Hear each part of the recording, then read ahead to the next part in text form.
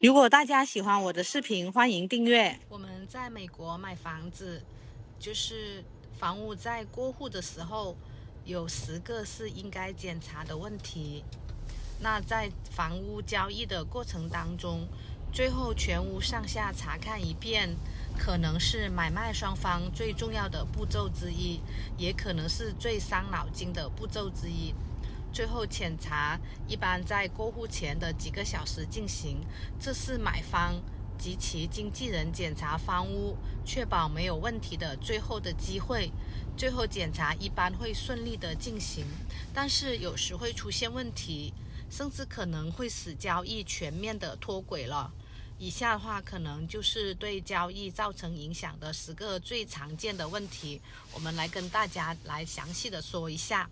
第一个就是房屋里面有杂物，除非是另有协议，否则在最后查看前，卖方应当完全清理房屋里面的杂物。如果说只留下一罐油漆或者是几袋垃圾的话，是不会有什么问题的。但是如果说留下了太多的垃圾的话，那么买方的话可能会要求卖方回来清理这些垃圾。第二的话就是房屋内一团的糟，一般的协议是卖方将房屋打扫好清理干净，这是一个模糊的术语。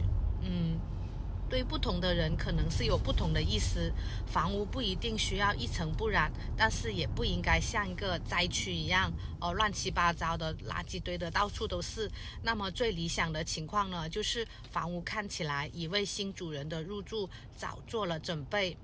这样子的话大家看起来的话房屋干净一点就是比较舒服一些。第三的话就是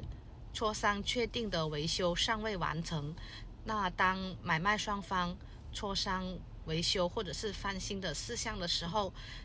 都期待在最后检查时一切都已经完成了。如果是因为不可预见的情况而需要一点额外的时间，卖方应当在过户前是通知买方的。第四个话就是包括在交易内的个人的财产不见了，卖方是否把承诺留下的物品拿走了，例如里面的灯具，还有窗帘，以及你想与房屋一起买下的家具，这些事情绝对是会导致交易停滞或者是引起争执的。第五个就是草坪没有修剪。一般来说的话，就是房地产合约的规定，卖方要维护草坪直到过户为止，这不代表一切都必须修剪整齐。但是如果说草高到5尺，或者是托管的期间草已经枯萎了，那就是一个问题了。第六个的话就是水电的供应被截断了。通常房地产的合约规定，在最后的检查的时候，水电的供应是必须要正常的。如果在检查的时间没有电力、没有电来或者是自来水，技术上可能是违反了合约的。那第七个的话就是家庭的电器没有正常的运作。对于买方来说，最后检查的是测试包括在交易中的所有的电器，以证实它是否能正常的运作的机会。如果说发现有电器不能用的，那你可以向卖家索取这些电器的维修的费用。第八的话就是墙壁有重大的损坏，卖方在移走一部是否挂在墙上的电视机，或者是艺术品，或者是家居自动化的装置的时候，你看一下是否造成墙壁的损坏，这可能是一个很大的问题。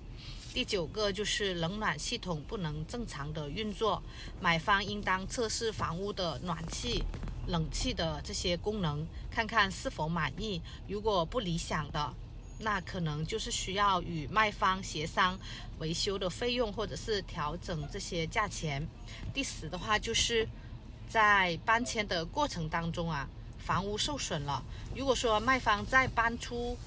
的房屋的时候对房屋造成了任何的损坏，那你就是需要进行评估了。在某些情况下可能值得向卖方要求